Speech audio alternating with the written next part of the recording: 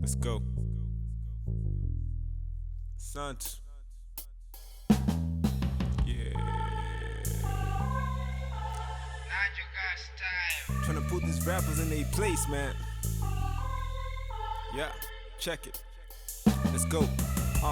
Most of these niggas think they disintegrates until they see me flow, and their reality disintegrates. You've been a fake, and plus you're getting broker. I'm not talking about no real estate. Check how I penetrate with pen and fate like Peter, Paul, and John. You not an opponent, you were just a pawn.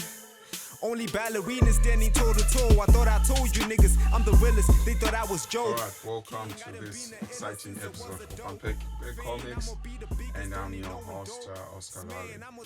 This is the second episode. This is the second episode that we're going to discuss more about Patriotic Force Planet Idai Book 2. So I'll be just breaking it down, and then we're gonna see what really happened on Book 2, which was released on the 23rd of May 2025, and it was more epic to me as to Book 1. Alright, remember what I discussed last time with you. If you've been following, subscribe and be following to what I was discussing about the importance of African stories and how we are trying to make it evolve across the African map. I don't know if you get the fact that every time I say we, it's basically the creatives or the creators, and as much as we are trying to create this world whereby we want to contribute much and let the international community embrace our stories in different forms. So BAG Comics is part of the We, which is a production, comic-based production, which is creating narratives and as well as historical stories into fiction, something like that. I don't know if it makes sense, but if you don't get it, I don't know. I'm just trying. So today we're going to discuss Patriotic Force Planet Jedi Book 2. I'll start by explaining the cover itself, what I think it means, the cover.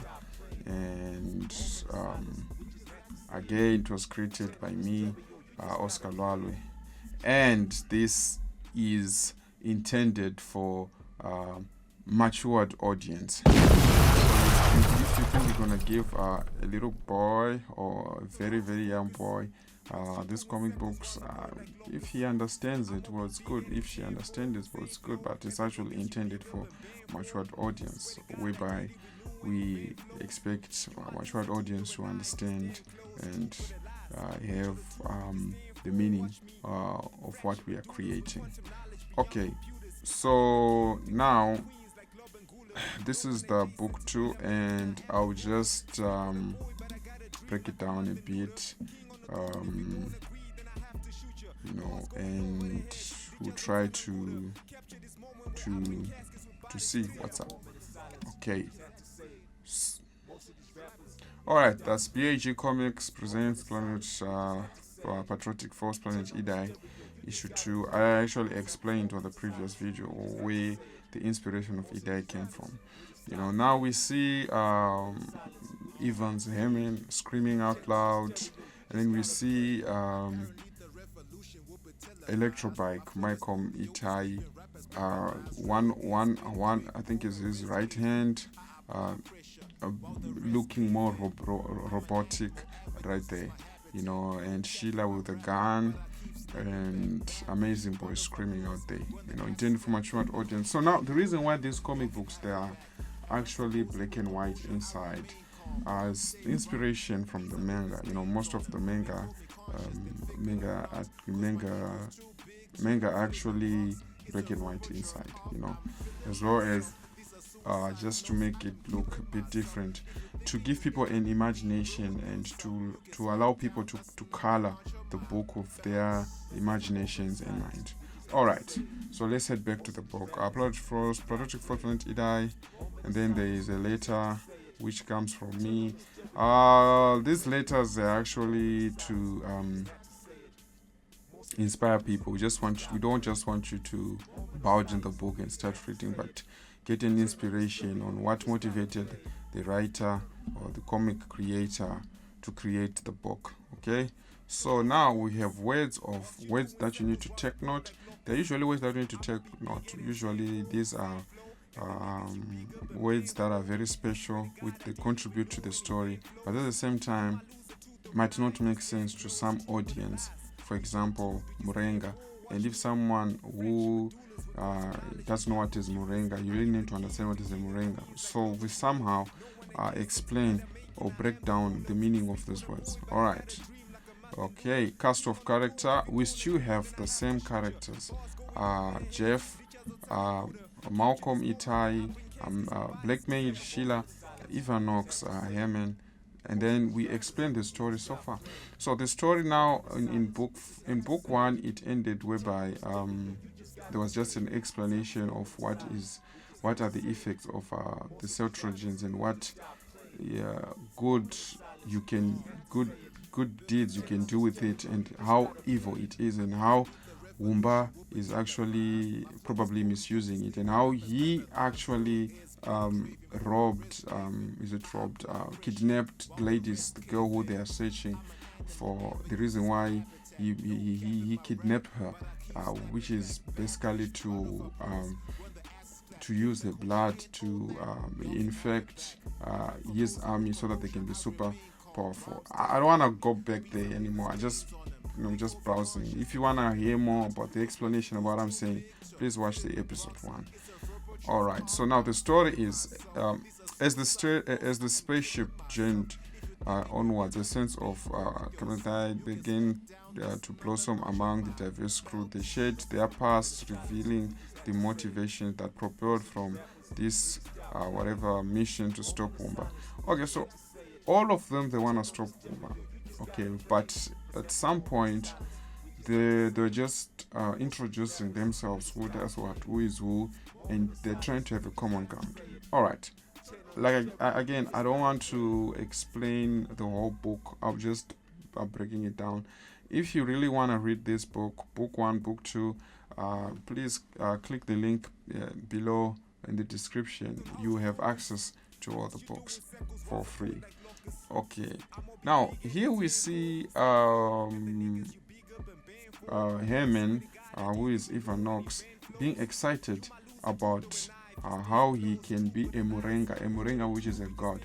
So Cetrogens have the ability to make one a god, but I think they go with certain stages, like you have to complete Gombe 1, 2, 3, 4, and then the 5th one, which is a Murenga, which is a god, which Evans is actually excited about.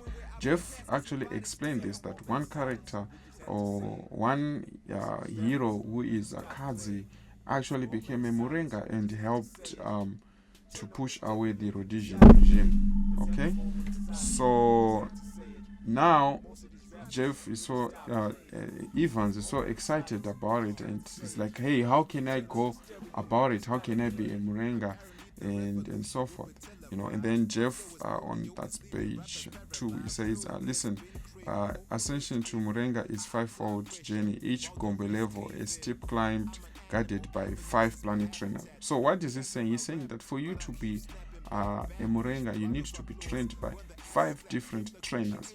5 different trainers from different planets, different beings from different planets. For example, if you're to go to Mars, you're gonna be trained by a Mars person. If you go to Jupiter, you gotta be trained by a Jupiter person. If you want to go to Earth, you're gonna be trained by an Earth person. If you make 5 or 4 of these planets trainers, and then you're actually going to qualify to be a Murenga. And then Evans then explains and said, now it makes sense why Wumba is on Gombe level 2, because they're saying Wumba is on Gombo level 2. Why? Because he trained, he went to planet Fonok and went to planet Amazing, and then he defeated warriors there, and then he became a Gombo level 2. So Gombo is actually a name in Shona, which is described as a super being, so you become supernatural when you're now a Gombo.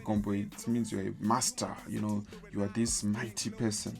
So Cetrogens, which is possessed in Herman and Wumba and Gladys at this moment, can actually help you to become a Gombo and finally to become a Murenga. So these are actually power levels that Evans is excited about and wants to break down so that he becomes this particular Gombo or particular Murenga. Alright.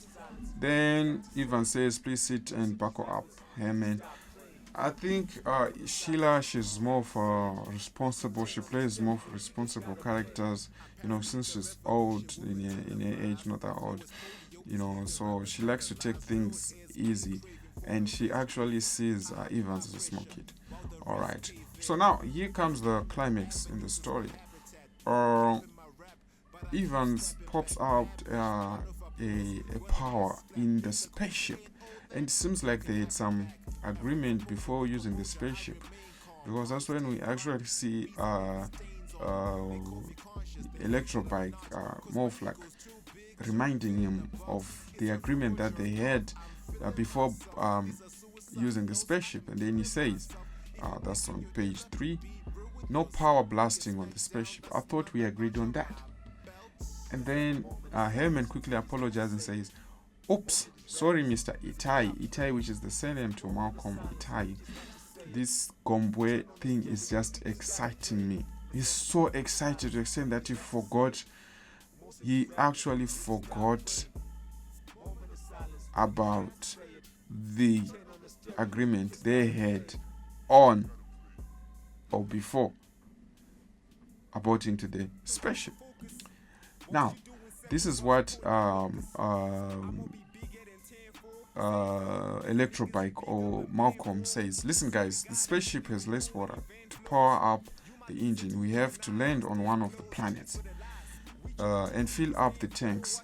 Wumba's spaceship isn't. So now, the tanks of this spaceship, they are now out of water. It seems like the spaceship moves with water. I don't know the type of technology this spaceship uses, but I think it's way advanced to humans' technology, And now, Electrobike, who is the pilot and let's just say the captain, he's actually now telling people that we need to land somewhere, and then we fill up the tanks with water. They need water so that they can fill up their tanks and move ahead before Wumba actually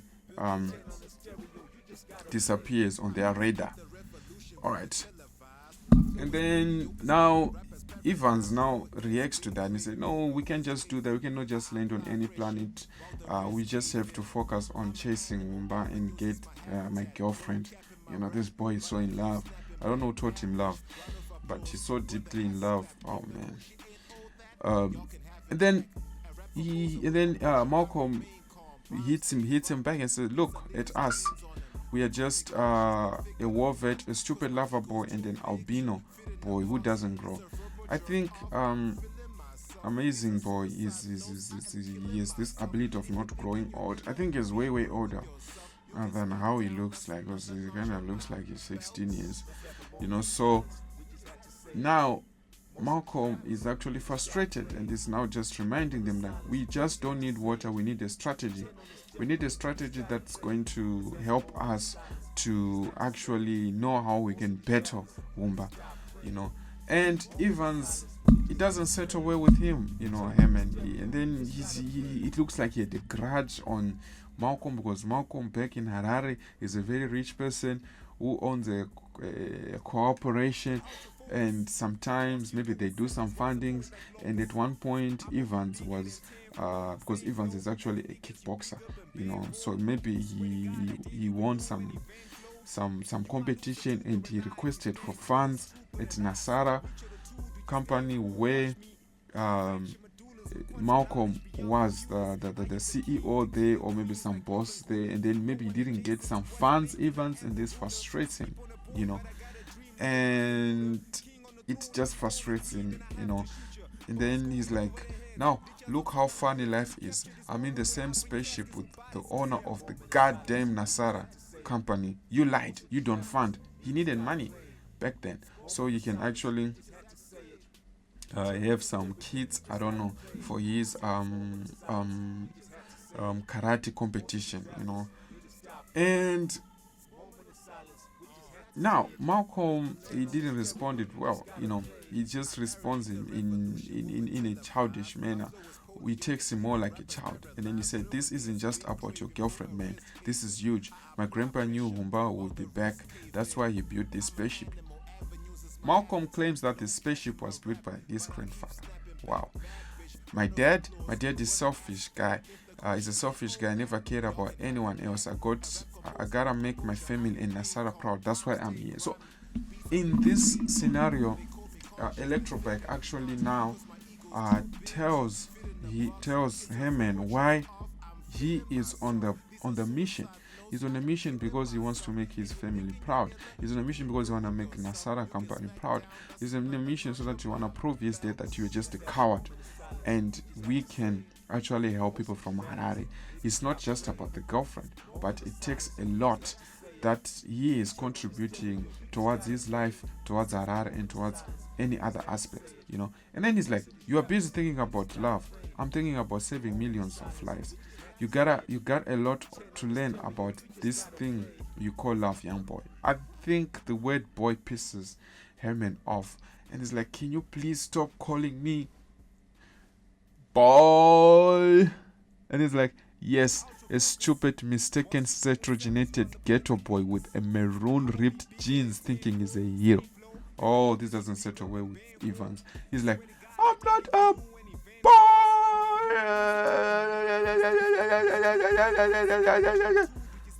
And then he's like, he bursts, he's in the spaceship, like, and Black Man is like, Evans, what the hell are you doing? And then Amazing Boy is like, you blow up this spaceship, idiot. And he's just like,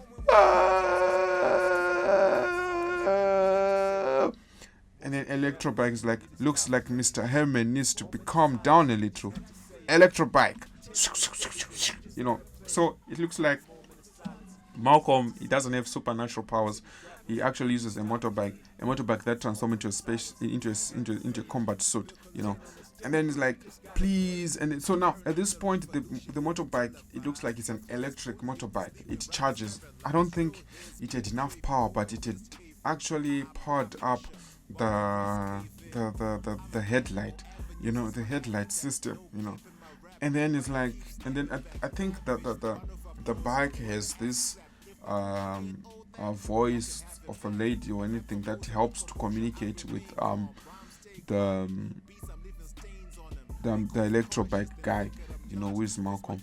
Then it's like the headlight is fully charged. Should I release it? And Herman is actually coming with an attack. He's like on his face, like, yeah! And then Electrobike is like, release it.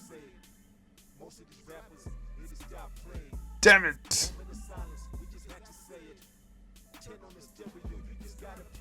And then it's being released. And then it actually goes on his right hand.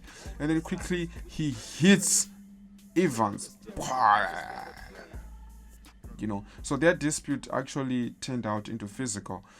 So this actually shows that these guys didn't actually know each other very well. They didn't actually know much very well. But I think that's why Electrobike was actually saying, like, we need to land fill up with water, and then we must have a strategy on how we get to know each other better, and how we're gonna know how we're gonna fight Humba, because Humba has an army. His army has beasts, his army has aliens, his army has humans, his army has every type of creatures in the universe. He actually says that Humba was moving around the space, the galaxy, the universe, collecting, maneuvering, colonizing, creating a team that will help him gain planet Earth with the use of the blood for Gladys. Okay, now Evans is down, and they are now 3. They are no longer 4. So they are now 3, which means that Evans is down, and he was taken to a treatment incubator in the spaceship in Nasara. So yeah, that's it. Please, if you wanna read the whole book, it's actually under the description below. You need to read it. Start with book 1, book 2, and you can actually find this, and then there's actually a link to a link until you to take you to bagcomics.com. That's the website, bagcomics.com. So the book 2 is more impact and less of fighting, and less of narration, like, unlike book 1. Book 1 had a lot of narration, just opening up the story and what's going to happen. But now we now see these guys going physical. These guys now fighting. Now they are now down to 3, which is now a mess versus, I don't know how big the team of Humba is. Now at this point, it seems like they don't know each other at all. That's how it is. They don't know each other. That's what I always feel myself like. It's better off to know other people from afar, but not to keep them close, because probably people will end up fighting. Some people, they are not good to live together in the same space, but they are okay once they are far away from each other. Alright, so now in the next episode, I'm going to break down Patriotic Force Planet Ida book 3. We're gonna see what's in there. Again, I'm gonna read the whole book. I'm just gonna discuss about it and just break it down with you, what's happening, what's really happening, because now we don't have a reading culture. People don't want to read a lot. People want to listen, people want to watch. Alright, thank you very much. If you are new to this channel, please, I beg you, subscribe, hit the link button, hit the like button, put a comment, and help us grow. Please click the link below to have access to book 1 and 2 for free. See you next time, guys. Peace. While the rest cave in, I'm an animal, avenues is my habitat. No cap in my rap, but I keep